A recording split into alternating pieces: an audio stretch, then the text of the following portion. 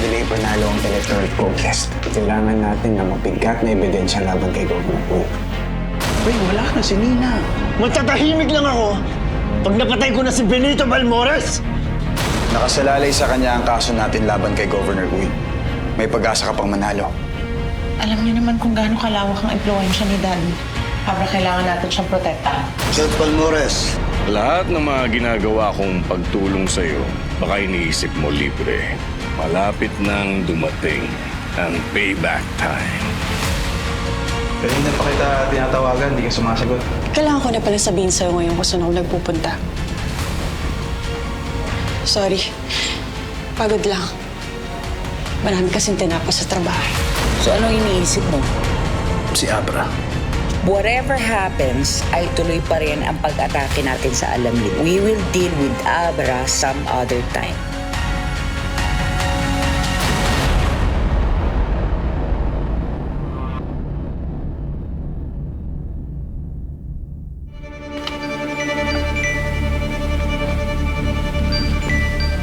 Kaninang telepono yan. Tumatawag. Hindi sa akin. Wala sa akin. Ito, check mo nga dyan. Baka na kay Jay yan.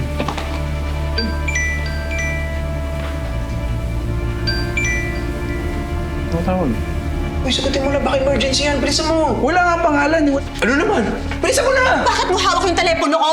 Tumatawag eh. Jay, pag emergency yan, sagutin mo na. Alam mo, kanina ka pa masukit. Ano ba problema mo, ha? Sir? Opo. Isasend ko po kagad sa inyo yung final draft. Wait lang po, sir. Baka na meron ka. Sinabi ko, di ba? Marami akong trabaho. Grabe naman yung boss mo. Kakauwi mo lang. Tawag agad.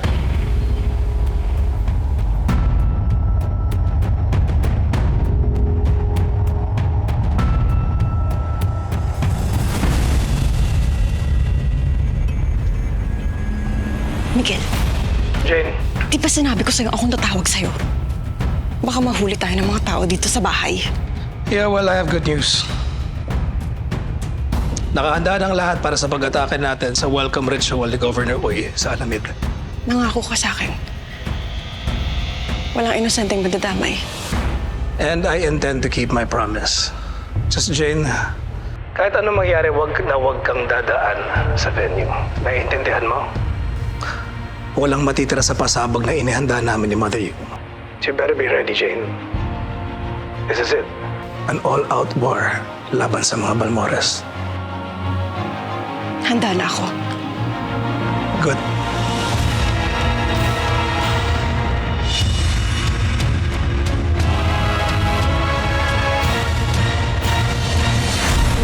Abra, mahal kita.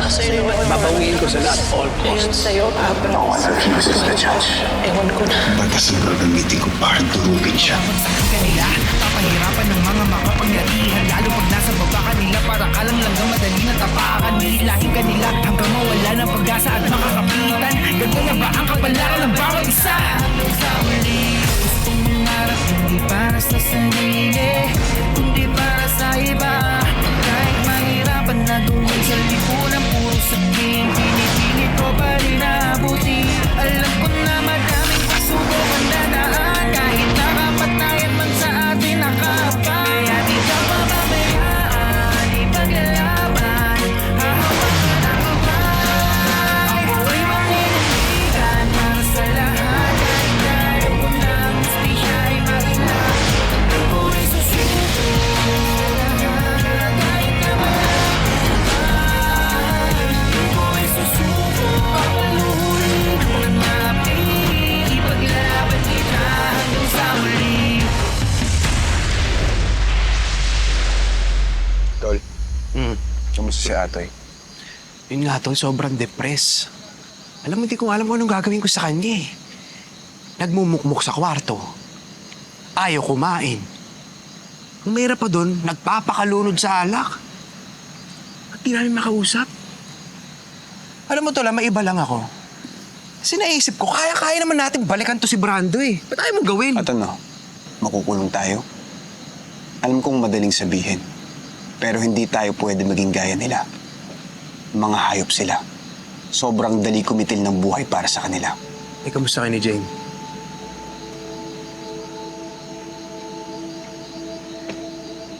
Hindi ko alam.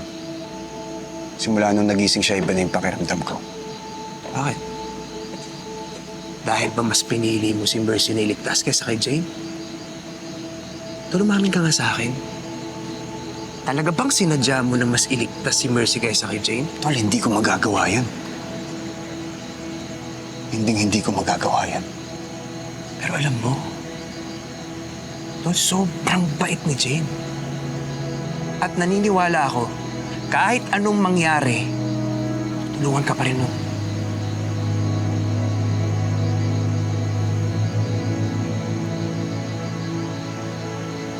Hindi ko alam. Hindi ko na alam.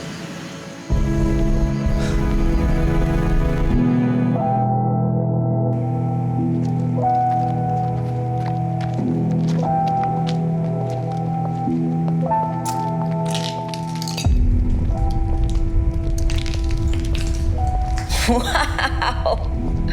Magaling, Carlos, ha? Maaasahan talaga kita. Oo. Be very careful, Miguel. Isa lang yan can blow up this whole building. Hindi ba't masyado itong delikado para sa mga tauhan niyo? Sino ba balak niyong gamitin para i-planta to?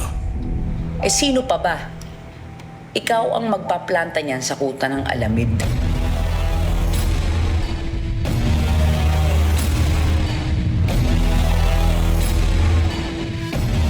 Lagay mo to dito. Ito, pare-parehas lang naman yung tinuturo niya.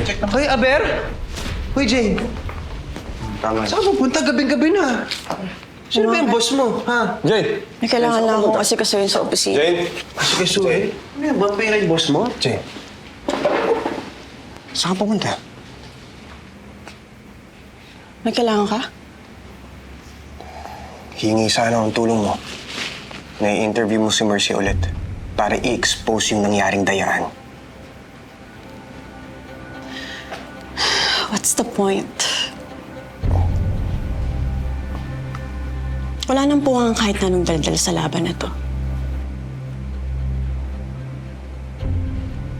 Jane, kaya mo ba ako ayaw tulungan? Dahil iniisip mong si Mercy ang pinili kong iligtas.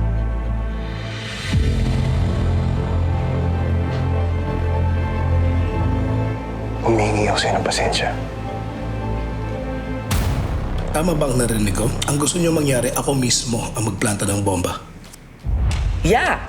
You heard that, right? Ikaw ang gagawa niyan. Dati kang taga-Alamid, right? So alam mo yung pasikot-sikot sa loob ng kuta ng dati mong organisasyon. And I wanna do it right. So ayoko siyang ipagkatiwala sa ibang tao. Huwag mong sabihing natatakot ka. No, Mother Yu, hindi ako natatakot. At wala rin akong balak na sukuin kayo. Good. Very good. Right. I'll see what I can do regarding the infiltration of the place. Baka magamit ko pa yung mga dati kong contacts sa Alamid. Just a quick question. If I fail, paano na ako? Then you will die knowing that I'm proud of you. Mamamatay ka at maibabalik mo ang karangalan ng angkan natin. I won't let you down.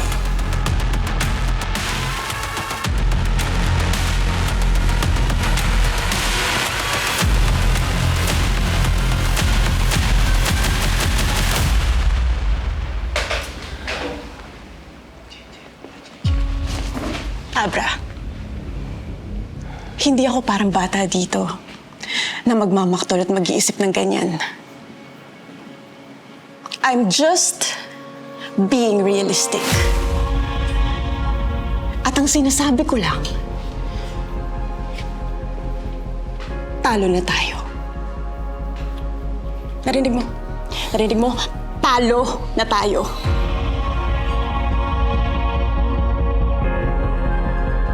Kaya walang kahit na anong article o interview sa TV ang makakapagbabago ng katotohanan.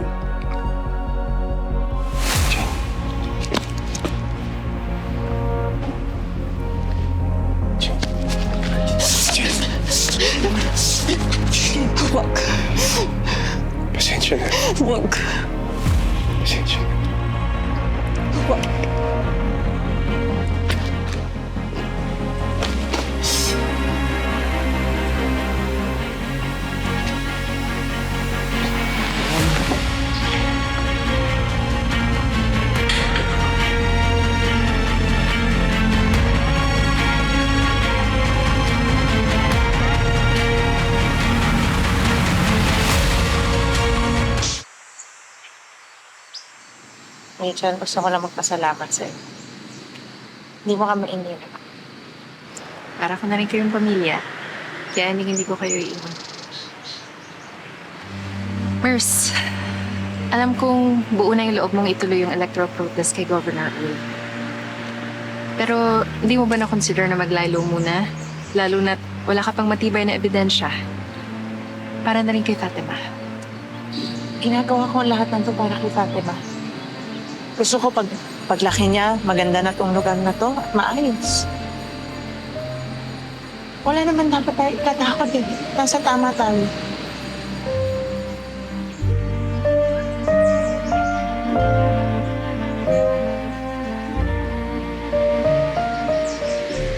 Mercy, Abra,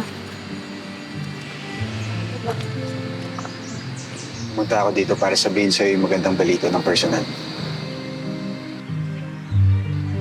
Nakausap ni Mang Ed ang mga kasamahan niyang teacher. Willing silang tumistigo laban kay Uy. Ibig sabihin, mas lalakas ang kaso natin laban sa kanya.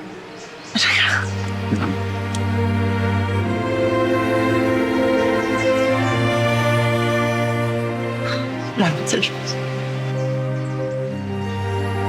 Salamat.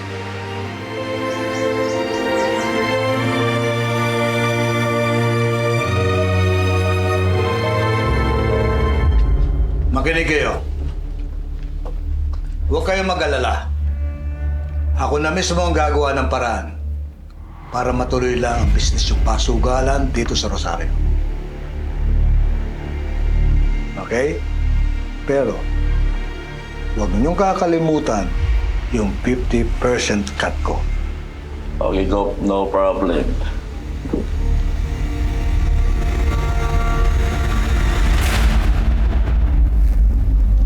Pido, kumusta? Attorney, maayos naman. Pero Pero ano? di ko maiwasan mag-alala eh. Hanggang kailan mo balak itago si Atoy at si Elizabeth dito? Ito ang pinakaligtas na lugar para kay Elizabeth at para kay Atoy. Malayo sa mga mata ni Judge Balmores. Attorney, hindi ko matansya yung dalawa eh.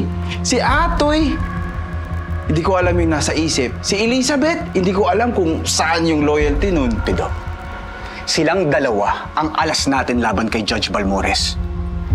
Kaya kailangan natin siguraduhin na ligtas sila. Naintindihan mo ako? Okay?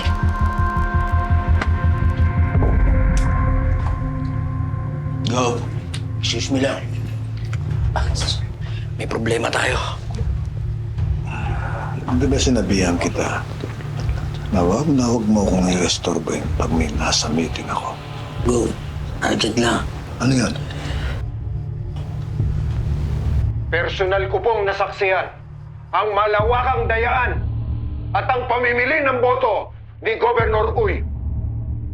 Tetestigo po kami sa korte upang ipabatid sa lahat na hindi si Mr. Uy ang dapat nanalong gobernador kung hindi si Miss Mercy Balmores.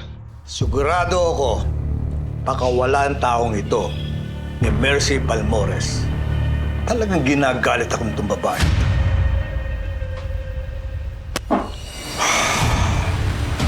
Kailangan mawala na itong babaeng ito. Kailangan.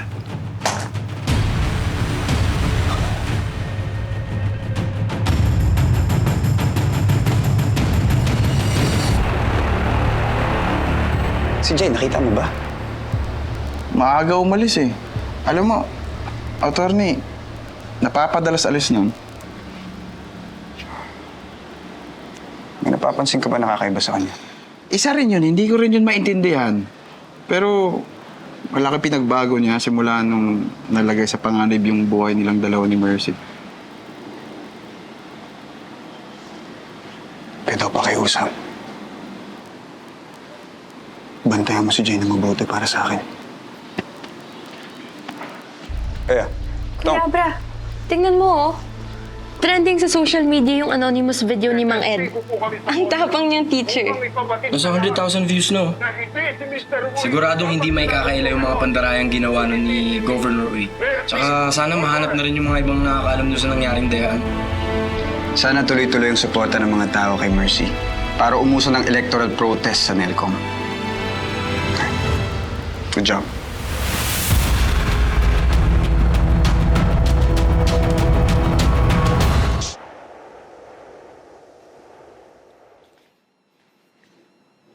Jane. You made it. Check this out.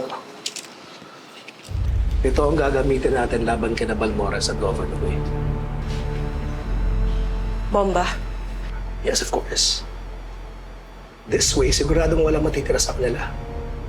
Pasasabugin natin ang buong venue kasamang ilang miyembro ng Alamid. And at exactly 7 p.m.,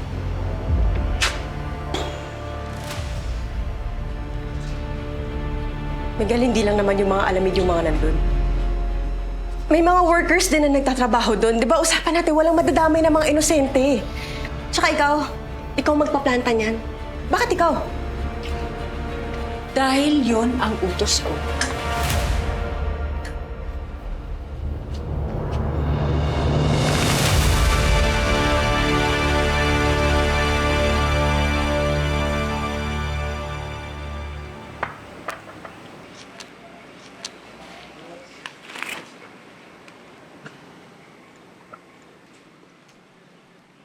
Anong ginagawa mo dito? Hindi ko kailangan ng awa mo. Hindi mo kailangan parusahan ang sarili mo, Atoy. Tingin mo yun ang ginagawa ko? Hindi ko alam kung anong pinagdaanan yun ni Abra. Pero hindi mo rin siya pwedeng sisihin.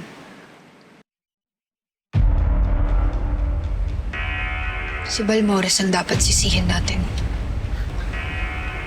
Eh, paano mo nga malalaman? Eh, hindi mo nga alam kung ano nangyari sa pagitan namin dalawa. Nabanggit mo na sana hindi mo na lang siya binuhay. Ano bang nangyari dati? Dating buhay. Ilang taon na nakalipas. Nang hindi pa siya si Abra. Ano sinasabi mo, Atoy? Sino ba talaga si Abra?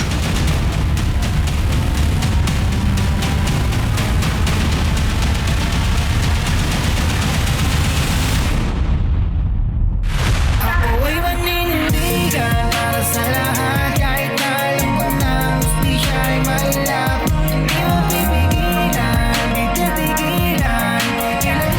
Nagpakalat ng expose ang anak mo tungkol sa ginawa natin pandaraya sa eleksyon. Sige, I'll take care of it. May subpoena po para kay Miss Balmores. Kailangan lang namin kunan ng statement si Miss Balmores tungkol sa kumakalat na expose kay Governor Uy. Oo, masamang tao si Balmores. Demonyo siya. Ang usapan natin dito, walang mapapahamak na ibang tao. Si Mercy, kinuha ng mga pulis. Ano? Cyber libel. Sigurado akong gawa-gawa lang yan ni Governor Uy. Leonardo, ano na naman katarantaduhan to?